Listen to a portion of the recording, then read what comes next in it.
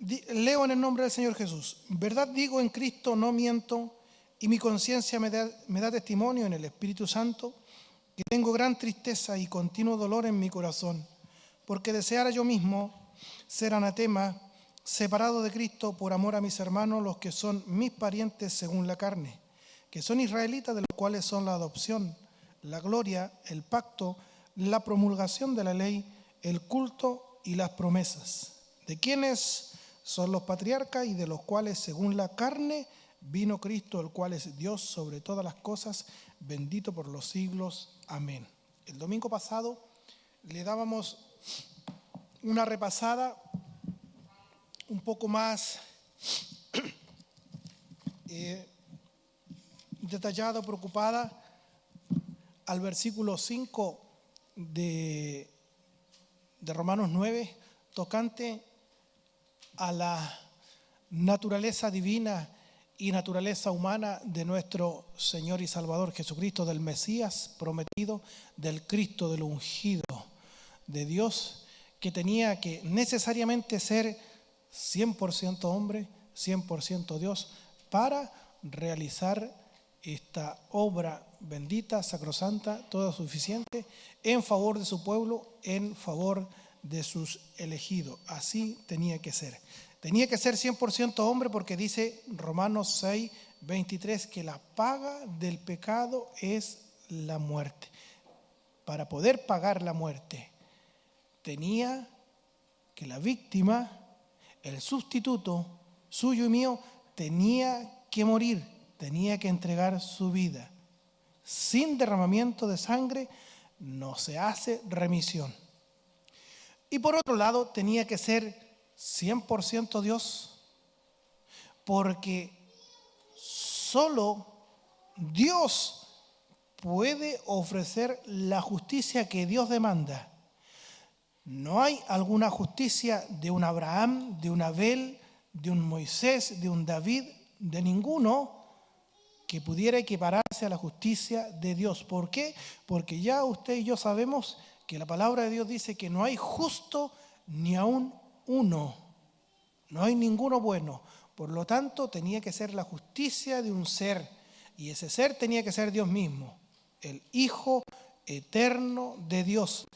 No podía ser una justicia más o menos parecida, no podía ser una justicia 50%, sino que tenía que ser una justicia que se ofreciera al 100%, equiparada a la justicia de Dios el Padre. Y esa justicia solamente la tenía Cristo el Señor, como Dios, a la altura de Dios. Por eso tenía que ser 100% Dios también.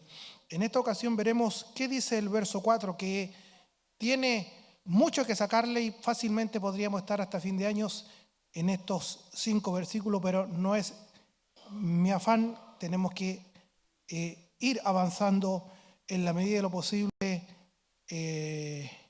rápidamente, y donde tengamos que detenernos, por supuesto que estaremos allí más tiempo. Que son israelitas, de los cuales son la adopción, la gloria, el pacto, la promulgación de la ley, el culto y las promesas. Estos son los privilegios del pueblo de Israel. La adopción quiere decir, y está aludiendo a la promulgación de la ley. Recordemos que el Señor Dios le dice al pueblo de Israel, Deuteronomio capítulo 7, que Él los había elegido a ellos no por ser la nación más importante, más sabia o el pueblo más grande, sino que todo lo contrario, Dios lo había elegido a ellos porque eran lo más insignificante. Y esa palabra es muy decidora, lo más insignificante. ¿Ya? Como dice el profeta, menudo polvo en la balanza. ¿Se ha dado cuenta usted cuando va al almacenero? Bueno, en esas romanas antiguas, ¿cierto?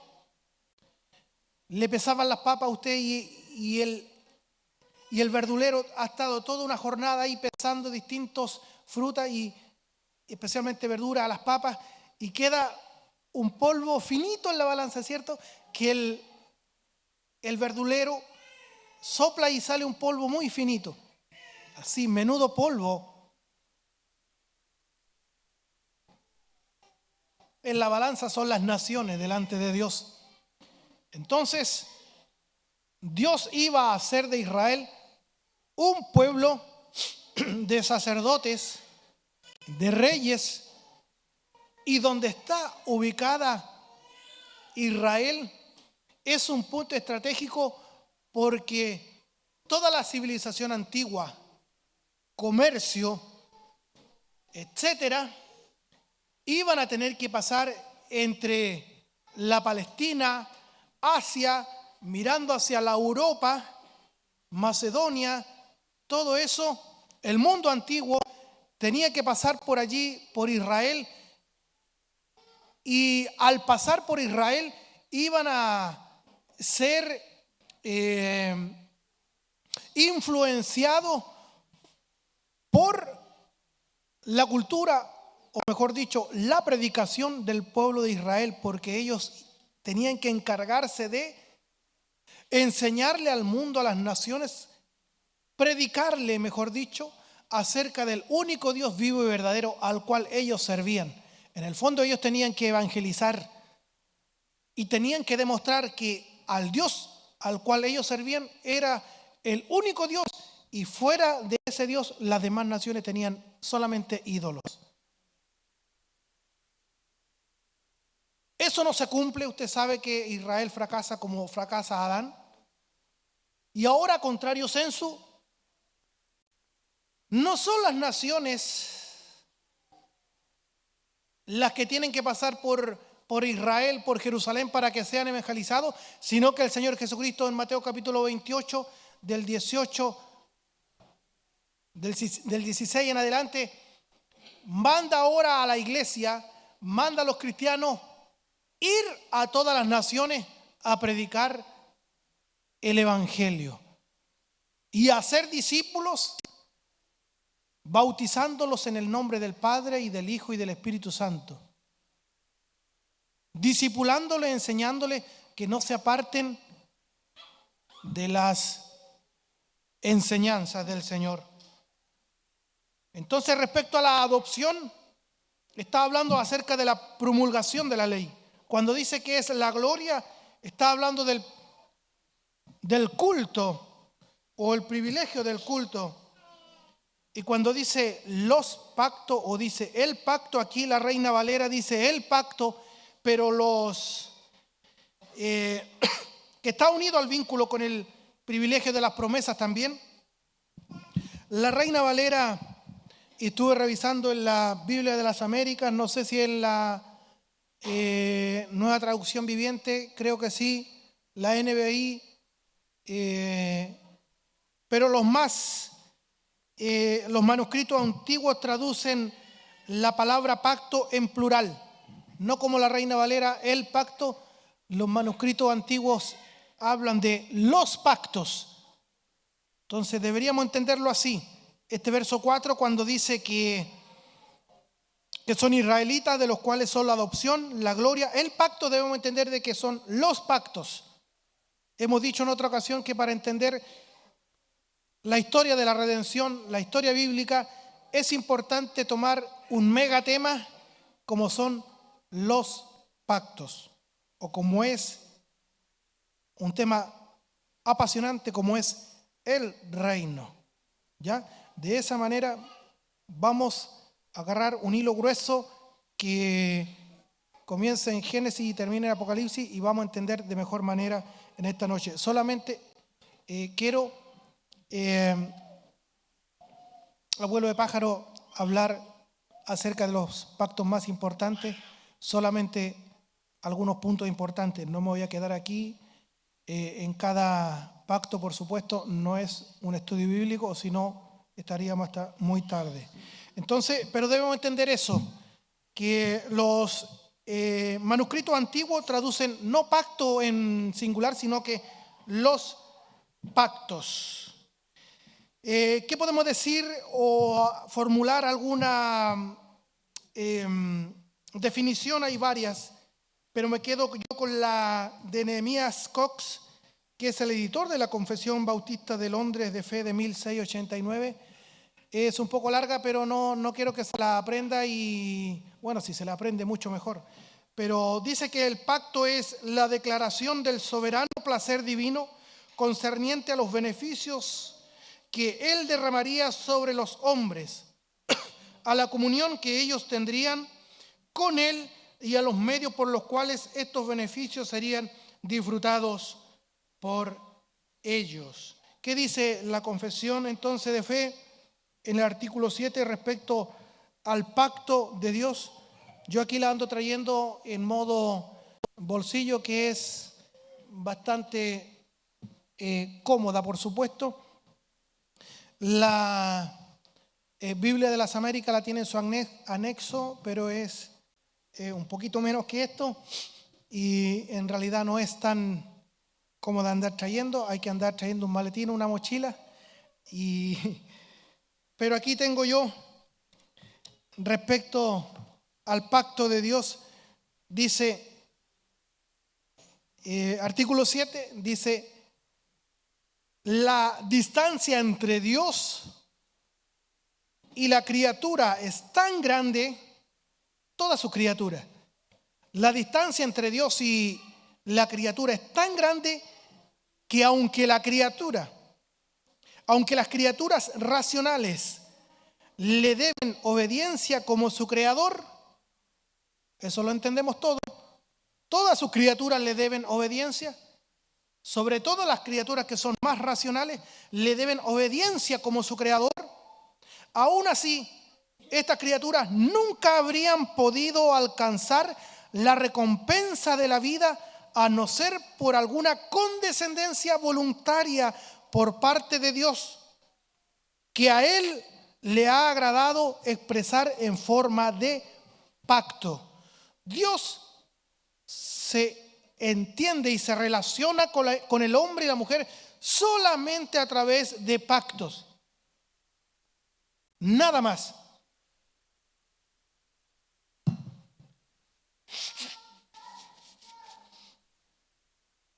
Si alguien dice es que yo tengo una relación especial con Dios y yo le hablo a Él y Él me habla a mí cuando quiera,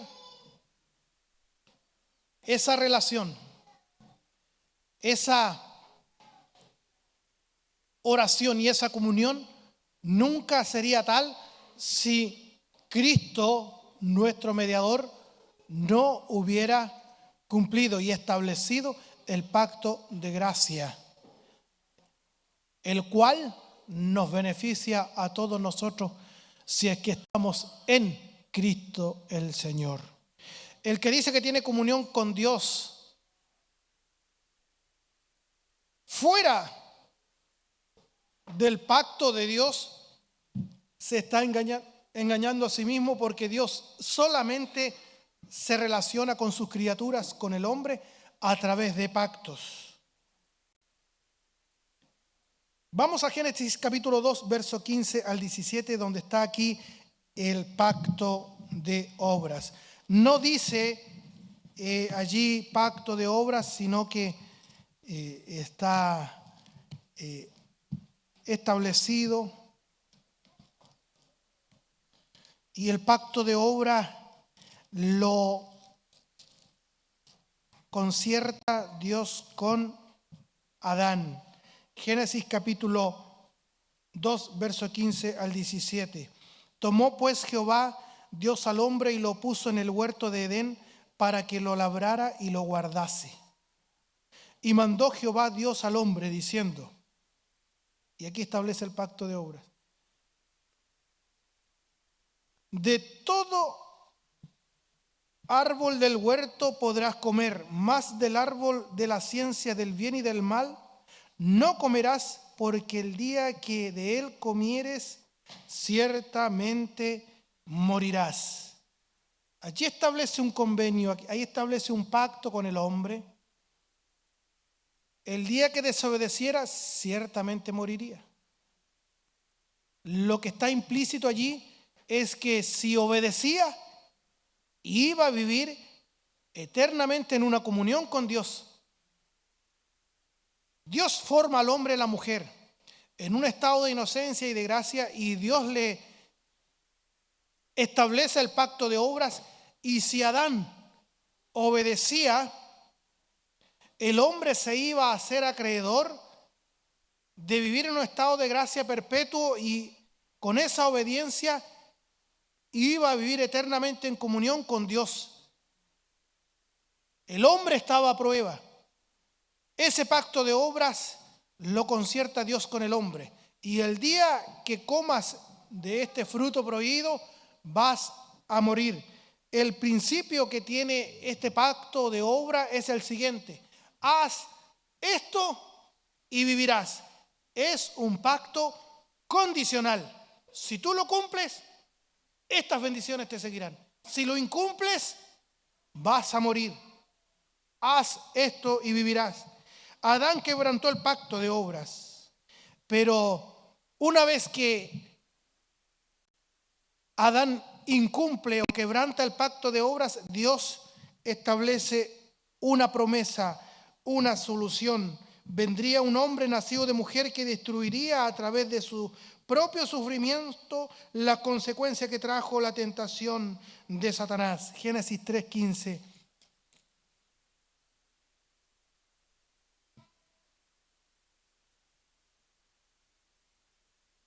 La primera promulgación del Evangelio. Y pondré enemistad entre ti y la mujer, y entre tu simiente y la simiente suya. Esta te herirá en la cabeza y tú le herirás en el calcañar. Aquí está la promesa del pacto de gracia, el nuevo pacto.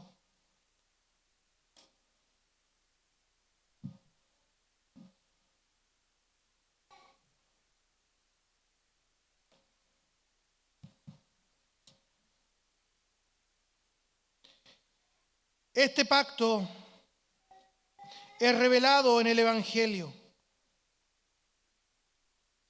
En primer lugar, a Adán en la promesa de salvación por medio de la simiente de la mujer, y después, mediante pasos adicionales, hasta completarse su plena revelación en el Nuevo Testamento, y tiene su fundamento en aquella transacción del pacto eterno, conocido también como el pacto eterno de redención, del cual hemos hablado en otros servicios, que está establecido en Efesios capítulo 1 del verso 3 al verso 14.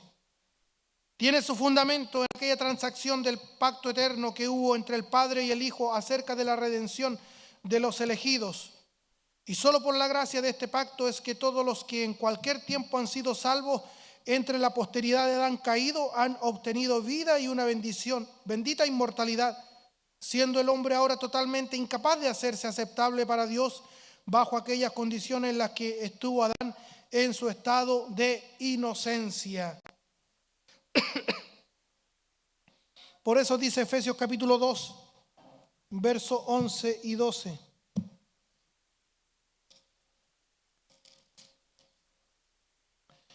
Efesios 2, 11 y 12. Por tanto, acordaos de que en otro tiempo vosotros los gentiles, en cuanto a la carne, erais llamado incircuncisión por la llamada circuncisión hecha con mano en la carne. En aquel tiempo estabais sin Cristo, alejados de la ciudadanía de Israel y ajenos de los pactos de la promesa, sin esperanza y sin Dios en el mundo. Nosotros como gentiles estábamos en esa condición, sin Cristo, alejados de la ciudadanía de Israel y ajenos a los pactos de la promesa.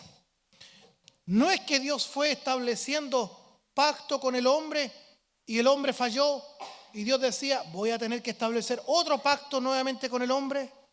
Nuevamente vuelve a fallar el hombre y Dios decía, a ver, ¿qué hago ahora? Piensa, a ver, ¿cómo lo hago? Ya voy a establecer este otro pacto. No. Todos los pactos que fueron avanzando a través del tiempo apuntaban y arrojaban una promesa y se daba más luz. En la medida que se iban estableciendo nuevos pactos, se iba arrojando luz respecto al pacto último, al pacto de gracia, al pacto de la promesa que inaugura y celebra y perfecciona nuestro Señor y Salvador Jesucristo. De eso se trataba. Entonces es una revelación progresiva. De esa manera tenemos que tomar los pactos. ¿Qué pasa con el pacto con Noé? Génesis capítulo 6, verso 5 al 8.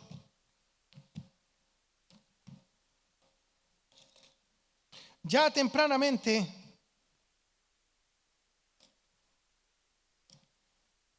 Dios tiene que decir lo siguiente del hombre. Génesis 6, 5. Y vio Jehová que la maldad de los hombres era mucha en la tierra. ¿Cuánto era la maldad? Mucha maldad en la tierra. Y que solo los designios, vuelvo a leer eso. Y que todo designio de los pensamientos del corazón de ellos era de continuo solamente el mal. Desde el mismo Génesis, la palabra de Dios nos revela que los designios del hombre, los pensamientos del hombre, las acciones del hombre es siempre solamente de continuo al mal. El hombre no desea el bien. El hombre no viene a la luz para que sus obras no sean descubiertas o reveladas. El hombre no desea a Dios. El hombre odia a Dios.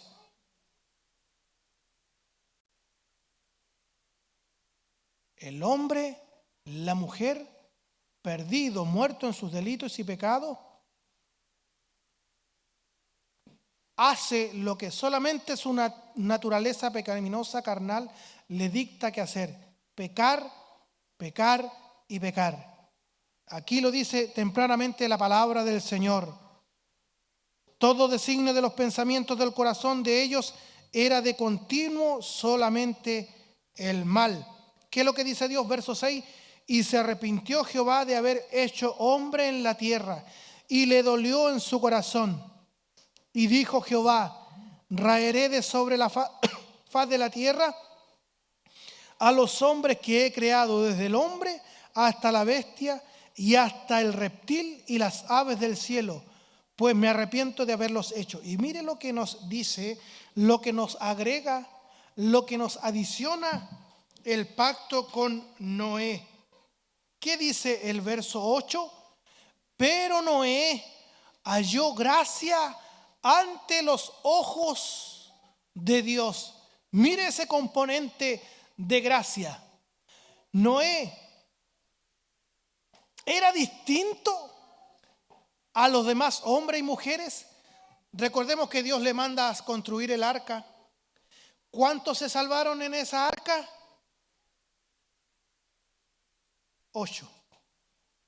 Esos 8 eran mejores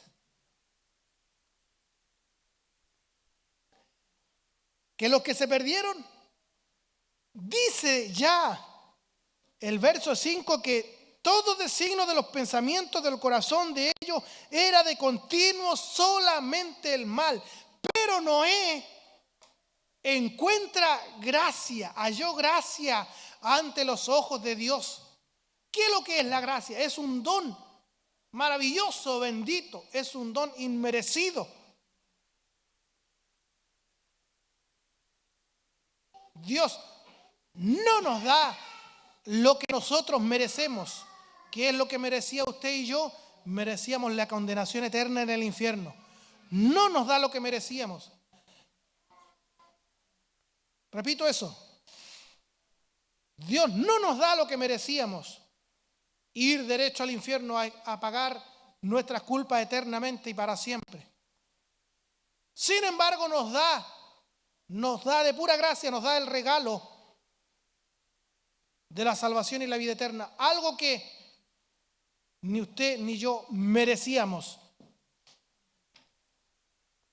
Eso es gracia.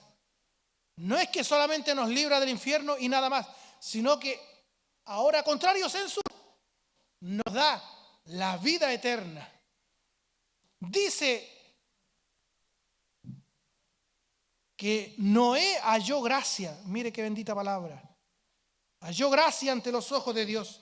El principio que arroja el pacto de Dios con Noé es que Dios libraría del juicio solamente por gracia.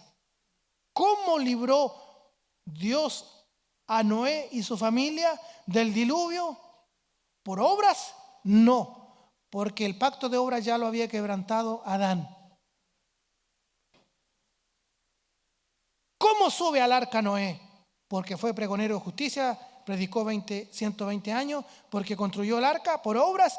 No, dice aquí claramente mi Biblia y su Biblia en el verso 8 que Noé halló gracia ante los ojos de Dios. Y por esa gracia Dios le permite subir al arca con su familia.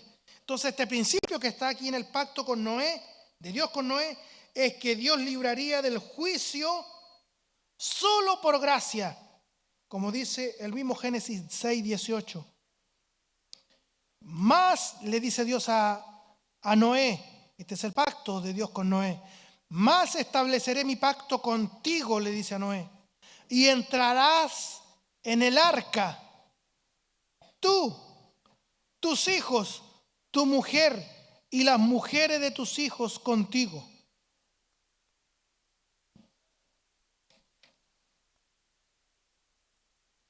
Y en Génesis 9:9,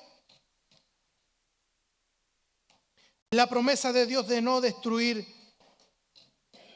la tierra nunca más por agua. ¿Por qué?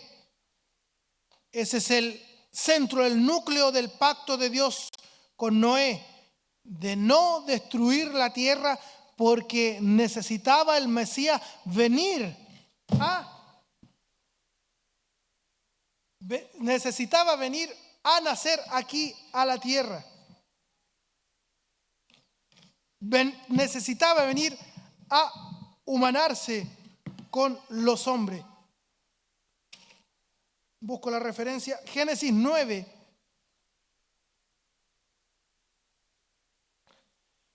He aquí que yo establezco mi pacto con vosotros y con vuestros descendientes después de vosotros y con todo ser viviente que está con vosotros, aves, animales y toda bestia de la tierra que está con vosotros, desde todos los que salieron del arca hasta todo animal de la tierra. Estableceré mi pacto con vosotros y no exterminaré ya más toda carne con aguas de diluvio, ni habrá más diluvio para destruir la tierra. ¿Cuál fue la señal? ¿Cuál fue la señal? El arco iris. ¿Qué pasa con el pacto que hace Dios con Abraham? Génesis 12, del 1 al 3. Pero Jehová había dicho a Abraham: vete de tu tierra y de tu parentela y de la casa de tu padre a la tierra que te mostraré, y haré de ti una nación grande y te bendeciré y engrandeceré tu nombre y serás bendición. Aquí está la promesa de pueblo, de una tierra, bendición y de un rey. Bendeciré a los que te bendijeren y a los que te maldijeren maldeciré, y serán benditas en ti todas las familias de la tierra.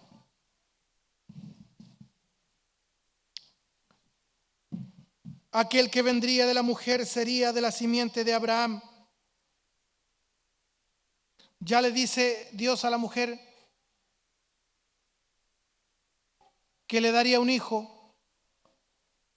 Esa simiente derrotaría la simiente de la mujer, pero aquí en el pacto con Abraham está señalando que de su descendencia vendría esta simiente, vendría el Cristo.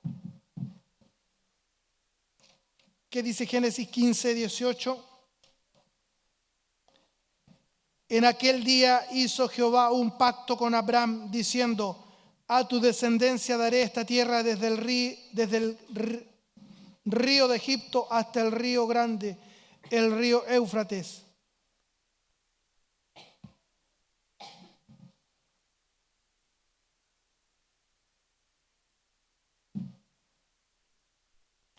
Y Génesis 15, 17 dice: y sucedió que puesto el sol y ya oscurecido, se veía un horno humeando y una antorcha de fuego que pasaba por entre los animales divididos. Aquí está ratificando Dios el pacto que había hecho con Abraham.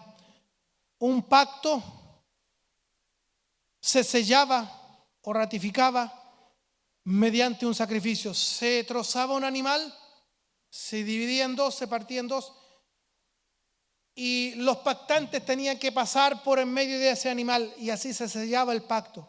Pero vemos aquí a Dios pasando por entre los animales partidos, y Abraham solamente fue un mero espectador. Eso habla de la incondicionalidad de este pacto, la incondicionalidad de la promesa divina. Génesis capítulo 17 sigue agregando componente a esta promesa. Del verso 4: he aquí mi pacto es contigo y serás padre de muchedumbre de gente.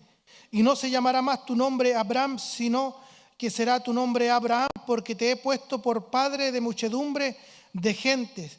Y te multiplicaré en gran manera y haré naciones de ti, y reyes saldrán de ti, y estableceré mi pacto entre mí y ti y tu descendencia después de ti, en sus generaciones por pacto perpetuo, para ser tu Dios y el de tu descendencia después de ti. Y te daré a ti y a tu descendencia después de ti la tierra en que moras, toda la tierra de Canaán en heredad perpetua, y seré el Dios de ellos.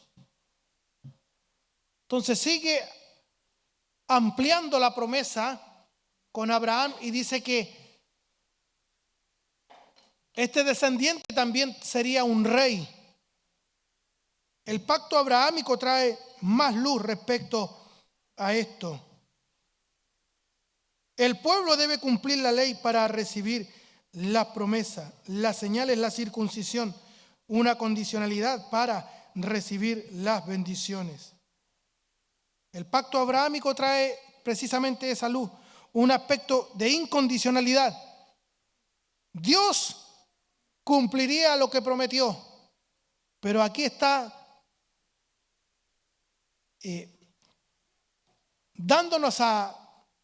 revelándonos, mejor dicho, un aspecto de una condicionalidad o una condición. Para que las promesas sean recibidas por los hijos de Abraham, la simiente física debe guardar perfectamente la ley de Dios. Así lo dice el verso 9 de Génesis 17. Dijo de nuevo Dios a Abraham: en cuanto a ti, guardarás mi pacto, tú y tu descendencia después de ti por sus generaciones. Este es mi pacto, que guardaréis entre mí y vosotros y tu descendencia después de ti. Será circuncidado todo varón de entre vosotros. Circuncidaréis pues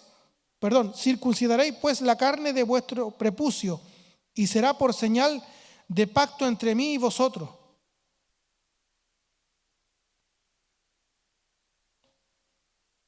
Verso 12: y de la edad de 8 días será circuncidado todo varón de entre vosotros por vuestras generaciones, el nacido en casa y el comprado por dinero a cualquier extranjero, que no fuere de tu linaje. Debe ser circuncidado el nacido en tu casa y el comprado por tu dinero. Y estará mi pacto en vuestra carne por pacto perpetuo. Y el varón incircunciso, el que no hubiere circuncidado la carne de su prepucio, aquella persona será cortada de su pueblo. Ha violado mi pacto. Aquí hay una condición. De ese punto de vista, el pacto con Abraham tiene estos dos componentes.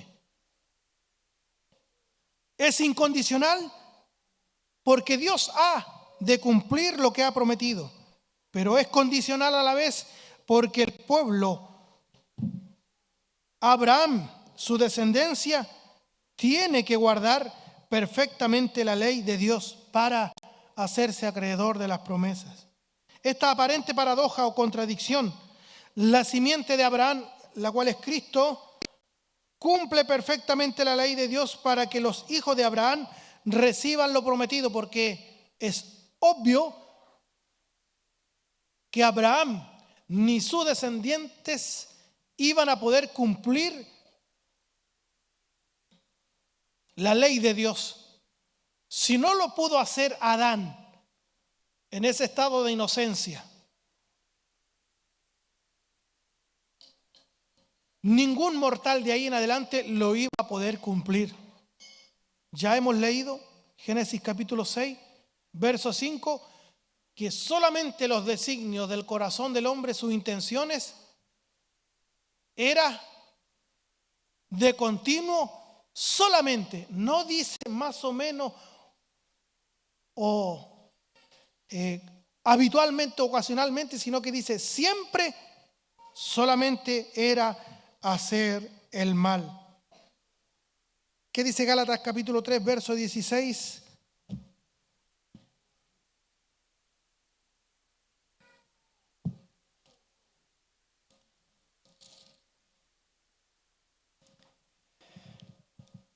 Ahora bien, a Abraham fueron hechas las promesas y a su simiente.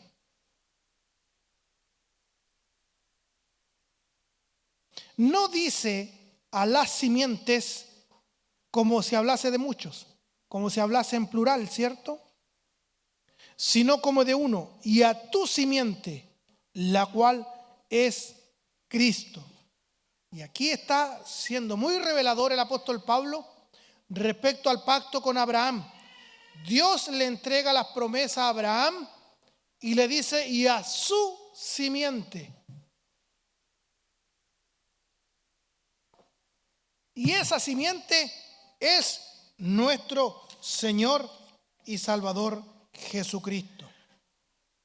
¿Qué pasa con el pacto con Moisés o el pacto mosaico, como quiera llamarle usted, o el pacto en Sinaí?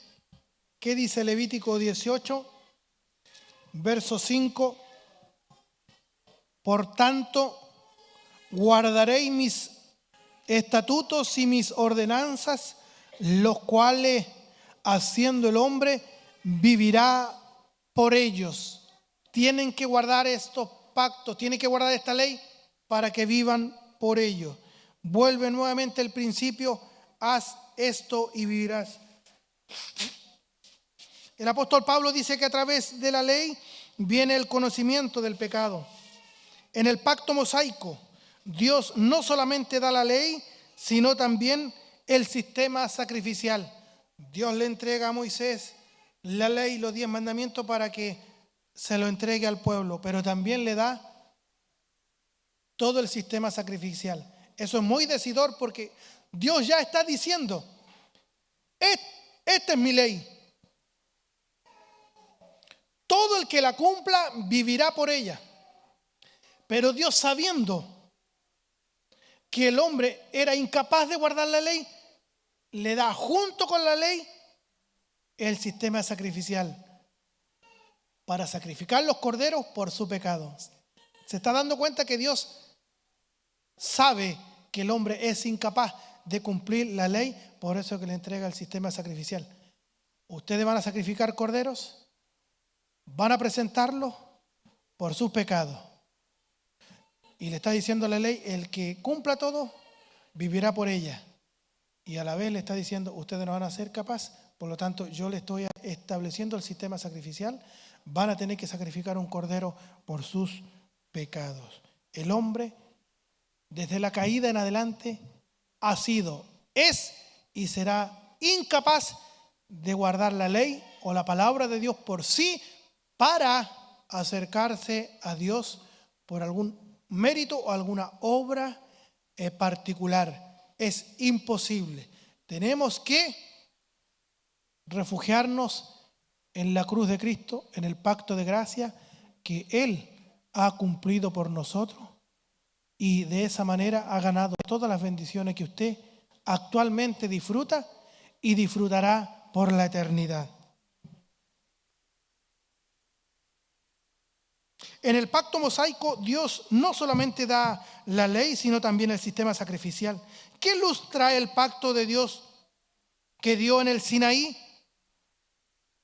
No podemos cumplir la ley de Dios porque desde nuestro nacimiento estamos en un estado de corrupción.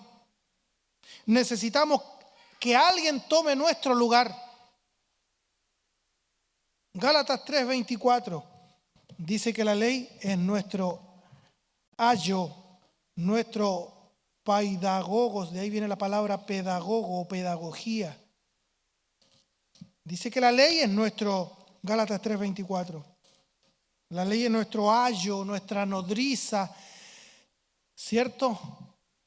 Para llevarnos a Cristo.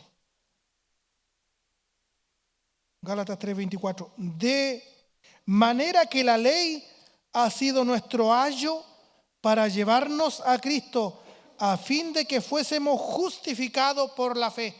Esa es la función fundamental de la ley de Dios. Por eso Pablo dice, entonces la ley es pecado. ¿Para qué? O otros dirían, pero si Dios sabe que no íbamos a poder cumplir la ley, ¿para qué la entregó entonces? Entonces es un Dios malvado. No, Dios no es malo, Dios no es injusto. Dios da la ley y la ley a la vez nos toma como un ayo y nos conduce a Cristo. Dios nos da la ley para que echemos de ver lo terriblemente pecadores que somos, usted y yo. Y que sin la gracia de Dios, al igual que Noé hubiera quedado fuera del arca. Noé sube al arca con su familia por pura gracia. Nosotros estamos aquí dentro del reino de Dios, dentro de la iglesia. Somos salvados también de pura gracia. Usted y yo somos incapaces de mantener, de cuidar, mantener nuestra salvación. Todo es por gracia de Dios. Alguien podría decir, entonces, sigamos pecando para que la gracia abunde. Porque cuando abundó el pecado, sobreabundó la gracia. No estoy predicando hipergracia. Entiéndase. ¿Todos entienden esa frase, la hipergracia? ¿O hay alguien que no la entienda? Cuando hablamos de hipergracia, o todo es gracia, nos estamos refiriendo a esos pseudos cristianos cuando dicen, no, pastor, si ahora estamos en la gracia, no es necesario ir todos los domingos a la iglesia. Yo voy cuando quiero, por lo tanto, yo estoy salvo ya, estoy en la gracia, no hay que cumplir la ley. Falsedad de falsedades, porque ahora hay que cumplir la ley, no para ser salvo, sino porque hemos sido salvados. Tenemos que cumplir la ley porque ahora vivimos en una nueva vida. Entonces la hipergracia es los pseudos cristianos que dicen que no pueden perder su salvación, ¿cierto? Y están seguros, pero andan en el mundo descarriados. Lo que pasa es que esos nunca fueron salvos. Se autoengañaron. Querido hermano en el Señor, se lo digo aquí, lo repito hasta la saciedad. Una persona que dice que ha sido salvada tiene que mostrar evidencia de su salvación. Y eso se conoce con el nombre de la doctrina de la perseverancia de los santos. Un hermano, si usted dice, pastor, gracias a Dios, por pura gracia yo soy salvo, soy nueva criatura, yo le voy a decir amén. Le voy a decir gloria a Dios. Pero usted tiene que demostrar, no solamente al pastor, sino que a usted mismo, a su familia, al mundo, porque es luz del mundo, sal de la tierra, tiene que demostrar que es salvo, que es nueva criatura, a través de vivir una nueva vida, ya nunca más una vida mundana, perseverar en esa gracia con temor y temblor. ¿Me está comprendiendo? El que dice que ha sido salvo y vive como el diablo, vive como un mundano, ese personaje nunca ha sido salvado, se está engañando a sí mismo. Muchos me dirán en aquel día, Mateo 7, 21 en adelante, muchos me dirán en aquel día, Señor, Señor, ¿no profetizamos en tu nombre? Y en tu nombre hicimos muchos milagros.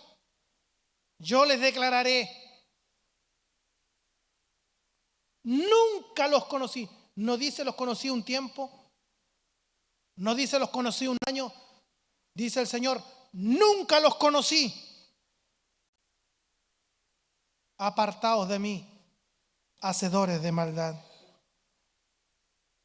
Entonces la ley es nuestro ayo, nos lleva a Cristo, como dice Hebreos capítulo 10, verso 1 al 4, que eso está relativamente fresco en nosotros porque hemos pasado en la escuela dominical no hace mucho tiempo por allí. Hebreos 10, porque la ley, teniendo la sombra de los bienes venideros, no la imagen misma de las cosas, nunca puede, la ley nunca puede, por los mismos sacrificios que se ofrecen continuamente cada año, nunca puede hacer perfectos a los que se acercan. De otra manera, cesarían de ofrecerse, pues los que tributan este culto limpios una vez no tendrían ya más conciencia de pecado. Pero en estos sacrificios cada año se hace memoria de los pecados, porque la sangre de los toros y de los machos cabríos no puede quitar los pecados.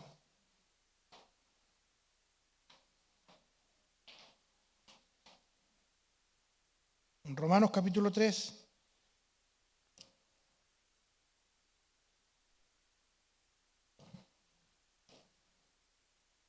(24, 26).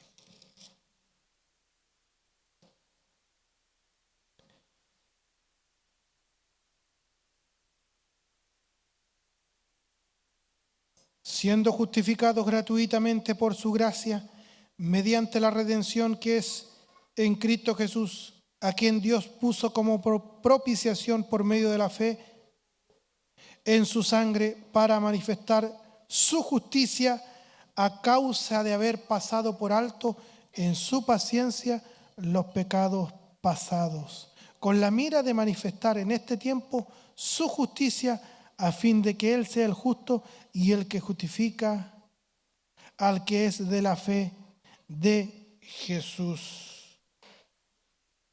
¿Cómo fueron salvados los santos del Antiguo Testamento? Puesta su fe y su esperanza en el Mesías prometido, en el Cristo prometido. Dios pasa por alto sus pecados y Cristo el Señor los paga en el altar de la cruz. Y ahí, de esa manera, quedan a cuenta con Dios. El pacto de Abraham y el pacto del Sinaí solo eran sombras, como dice Hebreos, de la persona y obra de nuestro Señor Jesucristo. Esos pactos no eran el pacto de gracia que nuestro Señor establecería por medio de su sangre en la cruz. Estos pactos revelaban cada vez con mayor fuerza la promesa que había sido dada. ¿Qué podemos decir del pacto con David? 2 Samuel 7, 10.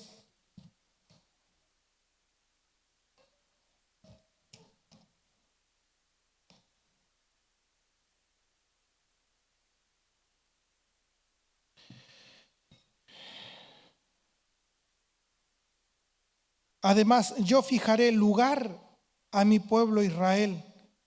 Entonces, ahora está hablando de un lugar eterno, un reposo eterno y un rey eterno, porque los patriarcas, los que fueron acreedores de estas promesas, dice Hebreos 11 que no miraban la Canaán terrenal, sino que tenían puesta la mirada en la Canaán celestial, una patria eterna, un lugar eterno, un reposo eterno. Y este rey, por supuesto que es un rey eterno, porque no era el rey David. David representaba al pueblo, como también Cristo representa a su pueblo. Según de Samuel 7, del 10 al 16. Además, yo fijaré lugar a mi pueblo Israel y lo plantaré para que habite en su lugar y nunca más sea removido, ni los inicuos le aflijan más como al principio, desde el día en que puse jueces sobre mi pueblo Israel. Y a ti te daré descanso de todos tus enemigos.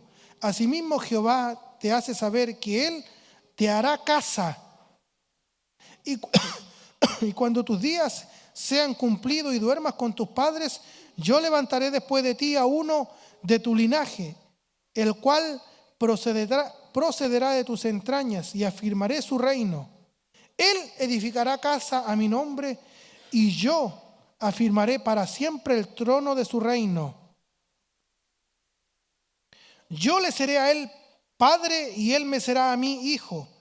Y si él hiciere mal, yo le castigaré con vara de hombres y con azote de hijos de hombres. Pero mi misericordia no se apartará de él, como me aparté de Saúl, al cual quité de delante de ti. Y verso 16. Y será afirmada tu casa y tu reino para siempre delante de tu rostro, y tu trono será estable eternamente. Eternamente. Aquí está aludiendo al Mesías, al Cristo. Jesús es la respuesta a este pacto. ¿Cómo era posible que uno que saliera de las entrañas de David pudiese reinar eternamente? Esto es lo que no pudieron contestar los fariseos al Señor Jesucristo. Mateo capítulo 22, 41 al 46.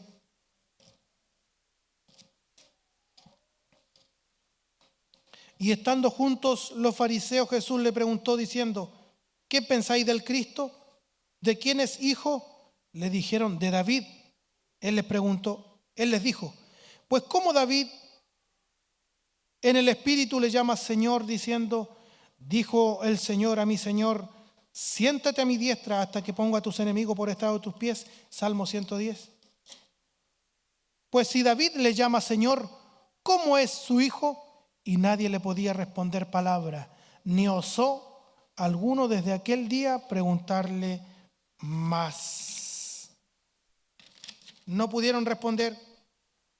El principio que trae el pacto davídico, aquel que vendría, no solo era el Salvador, sino que era rey eternamente de su pueblo. Aquel que dirige a su pueblo según la voluntad de Dios, y el pueblo es beneficiario de las bendiciones que le son dadas por dicha representación. Por eso que vemos cuando comienza el Nuevo Testamento, Mateo 1:1 dice, Mateo a sus conciudadanos, a sus hermanos, a sus paisanos, le dice: libro de genealogía de Jesucristo, hijo de David, hijo de Abraham. Porque la promesa hecha a Abraham, la promesa hecha a David, a su simiente, la cual es Cristo, para él eran las promesas. Por eso decimos que el Israel verdadero, el Israel de Dios, es nuestro Señor Jesucristo. Él es la simiente. Para él son las promesas. ¿Ya? Por eso dice: hijo de David, hijo de Abraham. Y en Lucas capítulo 1, en la anunciación que le hace el ángel a María, versículo 31. Y ahora concebirás en tu vientre y darás a luz un hijo y llamarás su nombre Jesús. Este será grande y será llamado Hijo del Altísimo, y el Señor Dios le dará el trono de David su padre. Mire lo que está diciendo el ángel.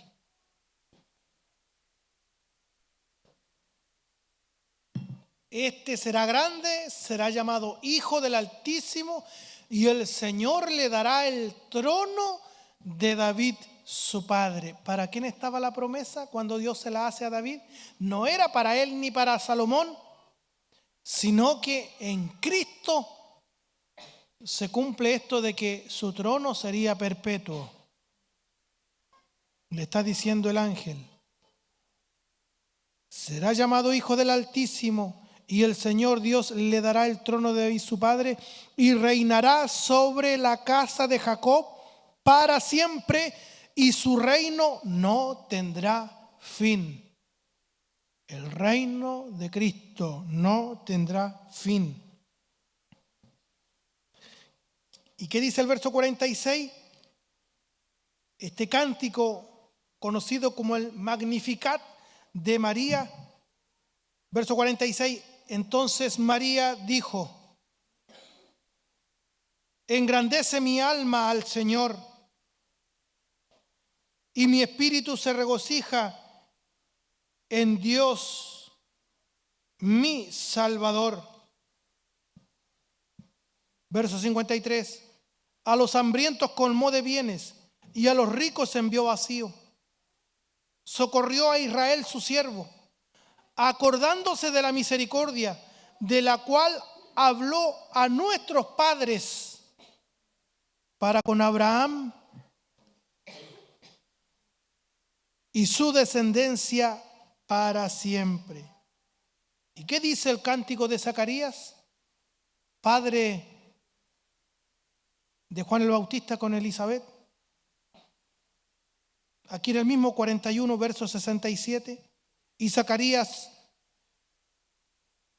su padre, fue lleno del Espíritu Santo y profetizó diciendo: bendito el Señor Dios de Israel, que ha visitado y redimido a su pueblo, y nos levantó un poderoso Salvador en la casa de David, su siervo, como habló por boca de sus santos profetas que fueron desde el principio, salvación de nuestros enemigos, para hacer misericordia con nuestros padres y acordarse de su santo pacto. Zacarías dice que Dios se acordó de su santo pacto, del juramento que hizo a Abraham, nuestro padre, Génesis 12, que nos había de conceder que librados de nuestros enemigos sin temor le serviríamos en santidad y en justicia delante de Él todos nuestros días. El Mesías prometido, el Cristo, vino y estableció su pacto, el pacto de gracia revelado en Génesis 3:15, al morir en la cruz. Y en Mateo capítulo 26 habla de este pacto de gracia, o el nuevo pacto. Mateo 26:26.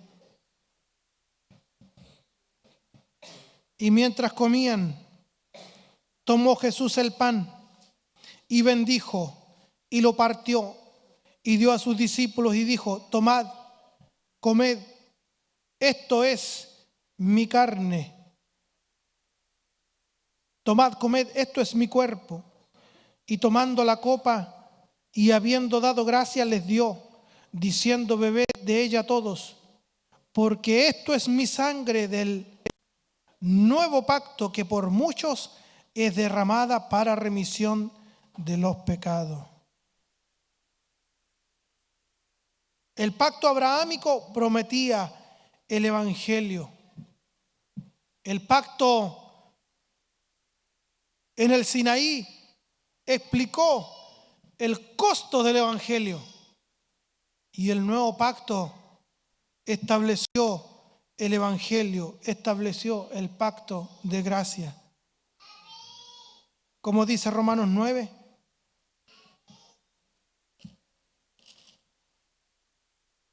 que son israelitas, de los cuales son la adopción, la gloria, los pactos, la promulgación de la ley, el culto y las promesas.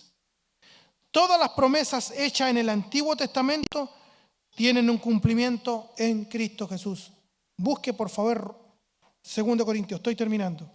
2 de Corintios, capítulo 1, verso 20. Repito, todas las promesas hechas en el Antiguo Testamento tienen un cumplimiento en Cristo Jesús. 2 de Corintios 1, 20. Porque todas las promesas de Dios son en Él sí y en Él amén, por medio de nosotros para la gloria de Dios. Quiero que me preste el último minuto de atención, por favor. Todas las promesas se centran en Cristo. Cristo es nuestro tesoro. No venga, no asista a la iglesia usted para pedirle o ganarse una bendición. Cristo ha ganado todas las bendiciones para nosotros.